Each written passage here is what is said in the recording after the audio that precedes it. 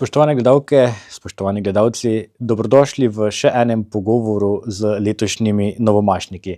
Danes se pogovarjam z novomašnikom ljubljanske nadškofije, z Luko Anžičem. Luka, pozdravljeni in dobrodošli v naši družbi. Lepo pozdravljeni, hvala za vaše povabilo. Luka, namen teh pogovorov je vsekakor predstavitev tudi Sloveniji letošnjih novomašnikov, ampak tako za začetek dajem priložnost vam, ne? In z prvim vprašanjem vas nekako izzovem. Torej, če bi vas prijatelji ali pa domači morali opisati, kakšne besede bi za vas izbrali? Seveda, najbolje bi bilo, če bi to vprašali kar njih same. Sicer bi pa rekel, da verjetno nekdo, ki se rad ne izpostavlja preveč, ki rad dela med ljudmi pa stran, daleč od kakšne pozornosti pa v tem smislu.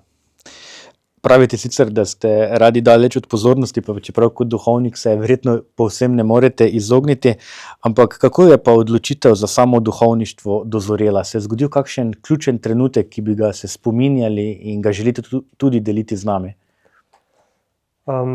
Odločitev za duhovništvo je dozorevala dalj časa, več let, ko sem prvič zaznal božji klic, sem seveda najprej to izročil Bogu v molitvi, sem rekel: Gospod, če je to tvoja volja, mi potem prosim pokaži, jaz ti bom sledil, ni problem, samo rad bi pa vedel, da to ti želiš, da je to tvoja volja.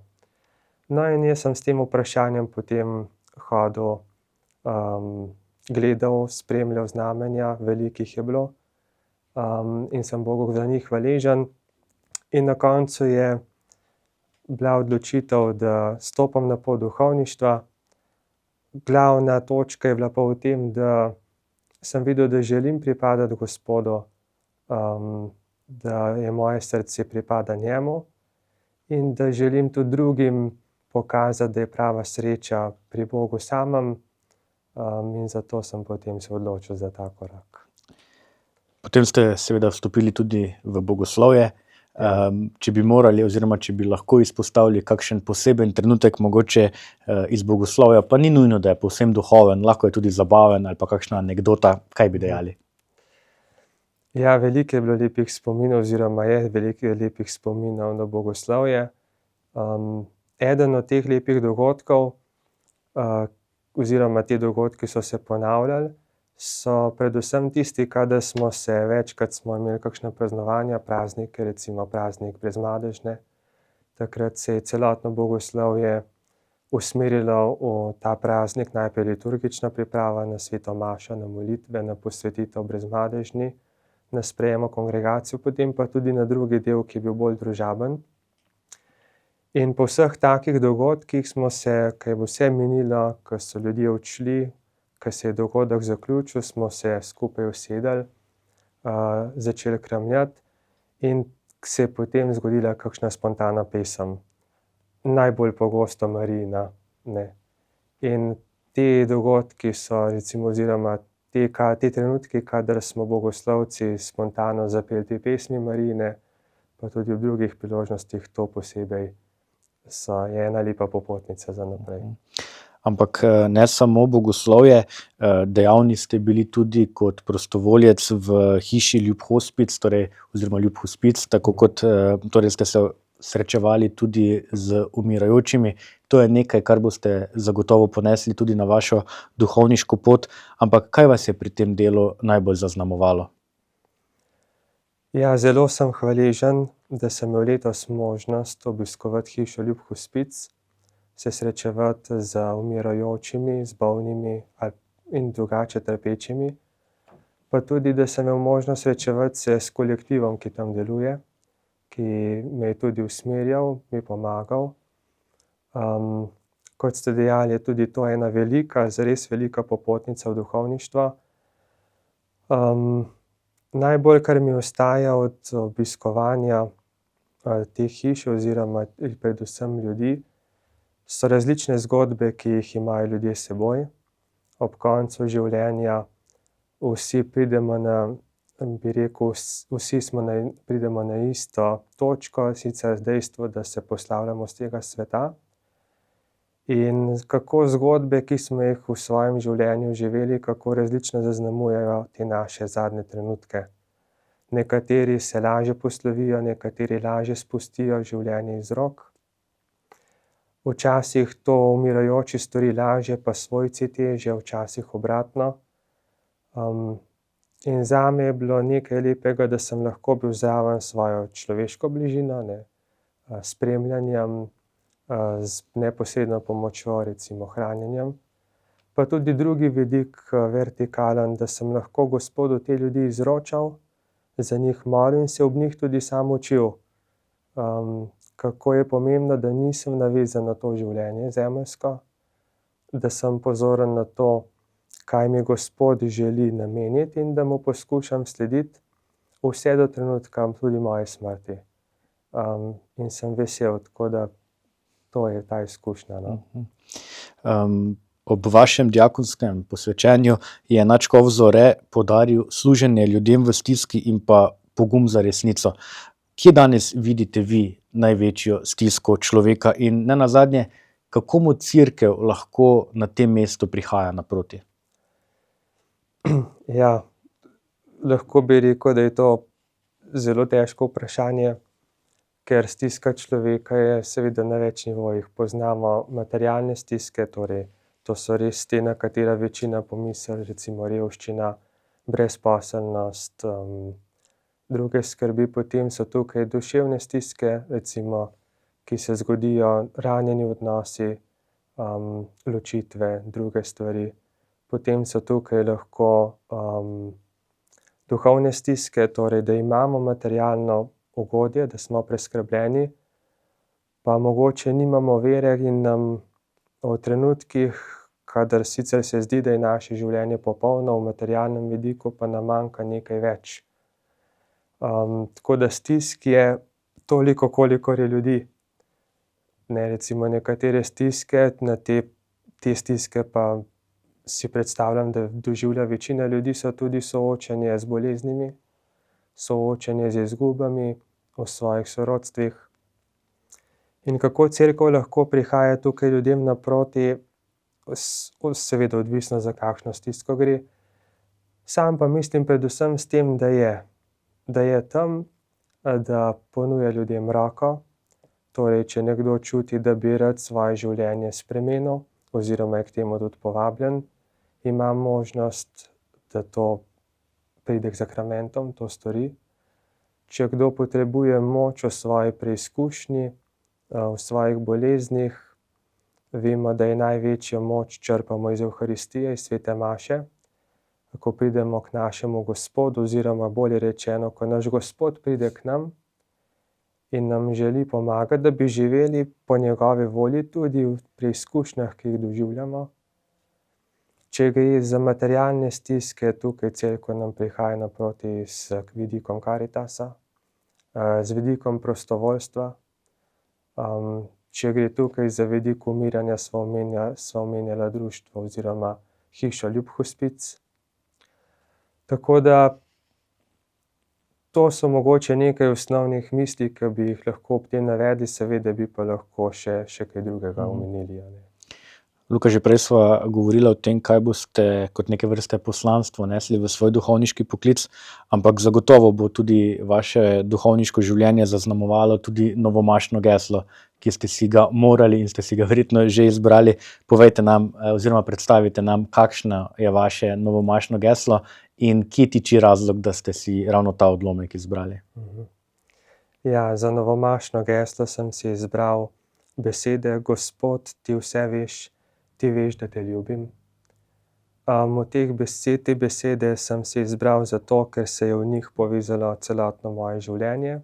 Tako tisto, ki zajema preteklost, potem zajema ta sedanji trenutek, ki izraža to, da želim Gospodu vračati ljubezen, ki jo prepoznavam, in izraža tudi mojo prihodnost, Želim, da bi ga tudi v prihodnje ljubil. Gospod, želim te ljubiti, želim pripadati samo tebi, želim biti trdno sklenjen s teboj in pa želim k temu pripeljati tudi druge. Želim, da bi tudi drugi Gospoda ljubili nad vse in da bi v njemu prepoznavali vso srečo. Je pa s tem novomašnim geslom seveda povezano tudi drug vidik. Mi odgovorimo oziroma jaz sam bom odgovarjal z ljubeznijo iz dejstva, da me on prvi ljubi. In če bi si zastavili vprašanje, kje je Gospod zame, za nas vse izkazal največjo ljubezen, bi seveda prišli do odgovora na križu. Zato se zavedam, da je moje poslanstvo tudi sprejeti križ in je v tem novomašnem geslu izražena tudi želja, da bi bil zvest temu, da bi tudi v trenutkih preizkušnje sprejel križ. In zato tudi prosim vse, ki molijo za duhovnike, tudi za novomašnike, za nove duhovne poklice, naj molijo tudi za to, da bi bili zvesti tej Božji ljubezni, ki je v trenutkih preizkušnje in tudi takrat mi lahko Bogu izkažemo največjo ljubezen. Če je on izkazal nam največjo ljubezen v trenutkih preizkušnje, potem tudi za nas velja, da mu lahko izkažemo največjo ljubezen v trenutkih preizkušnje. In pa zadnje, kar se tudi s tem novomašnim geslom povezuje, je dejstvo, da je pod križem, torej pod tistim dogodkom največje ljubezni, stala in ostala zvesta Marija. In zato tudi njej izročam to svoje duhovniško poslanstvo oziroma vse svoje celotno življenje. In jo prosim, naj mi pomaga, da bi vztrajno hodil za Gospodom in da bi tudi vsi drugi, ki bojo zaupani na mojo pot, hodili za Gospodom.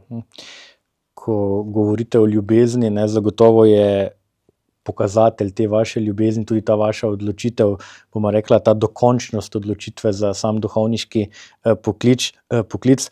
Zdaj, mnogi mladi danes težko razumejo, da se je treba za neko stvar dokončno in zavedno odločiti, ne. V vašem primeru, ko ste se odločili za duhovniški poklic, zato zagotovo gre za neko dokončnost.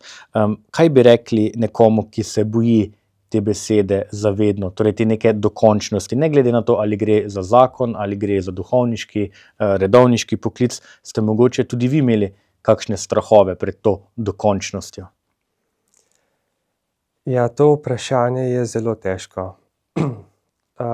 Enkrat sem ga že dejansko doživel, ko me je vprašal nek mladinec oziroma starejši mladinec prav to vprašanje, kako vedeti, da je ta odločitev ta prava in da ostane zavedno. In če sem iskren, bi bil najbolj iskren odgovor, ne vem. Oziroma zakaj? Vsak sam odgovarja oziroma išče odgovor na to vprašanje.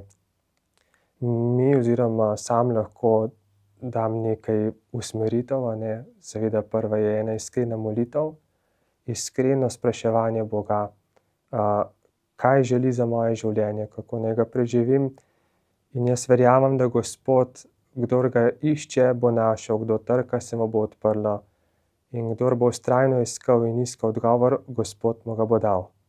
Kako in na kakšen način, pa ne morem reči. To mora pa najti vsak sam. Zato je težko odgovoriti na to vprašanje. Strahovi pred odločitvijo zavedno, bolj kot pred odločitvijo zavedno, je bil moj glavni razlog, s katerim sem se z Gospodom pogovarjal, je to samo, da naj pokaže, da je njegova volja. In Gospod je, oziroma jaz sem prepoznaval, da je to njegova volja. In potem je bila zraven samo dodana prošnja, pa potem mi pa pomaga, da jo bom zvesto izpolnjeval. Se pravi, ta zavedno v resnici seveda temelji na nas, na meni, da ostanem zvest. V resnici je pa tudi to dar od Boga, da ne računamo, da je vse na meni, ampak da vse izročamo Bogu in da če nas on nekam vabi, lahko je to zakon ali pa v duhovništvo ali redovništvo, potem nam bo dal vse potrebne milosti, da bomo mi to poslanstvo lahko zvesto izpolnili. Zato tisti, ki ima to vprašanje, duhovništvo, zakon, redovništvo, zavedno, zaupanje. Neizogiben del tega, da boste prejeli duhovniško posvečenje in kasneje tudi seveda celotne vaše duhovniške poti, bo tudi srečevanje z ljudmi. Kaj je tisto, kar si vi želite, da bi ljudje začutili ob srečanju z vami kot z duhovnikom? Ja, bi rekel, na dveh nivojih bi si želel, ne. Če omenjam horizontalni nivo, se pravi ta človeški vidik, a ne, naši odnosi, seveda bi si želel, da bi zaznali, da so vrata, kjer bom zmeraj odprta, bodisi od župnišča, bodisi tudi od mojega srca, se pravi, da bi si želel, da bi zaupali. To je ta čisto človeški vidik, a ne. Drugi vidik je pa ta horizontalni vidik, odnos z Bogom.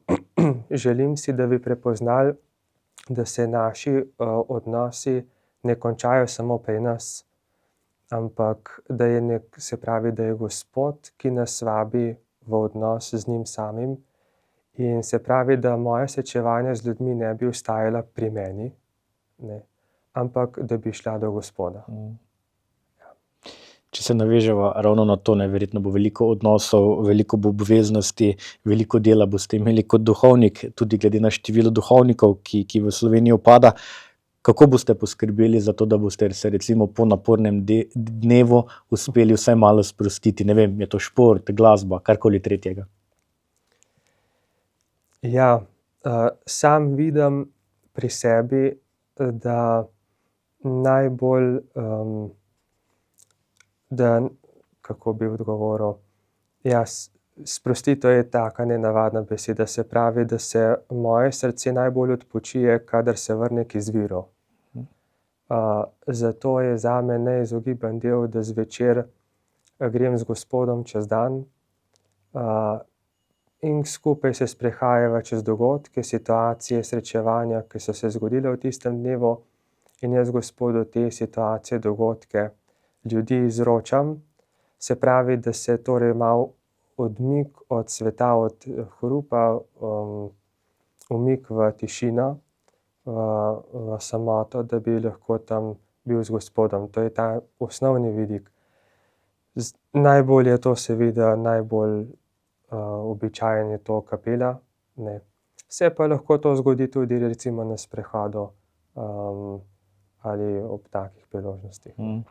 Zdaj smo nekaj tednov pred novo mašo, torej pred tem vrhuncem, ki se ga skupaj z vami tudi mi veselimo. Verjetno so dnevi polni in napeti.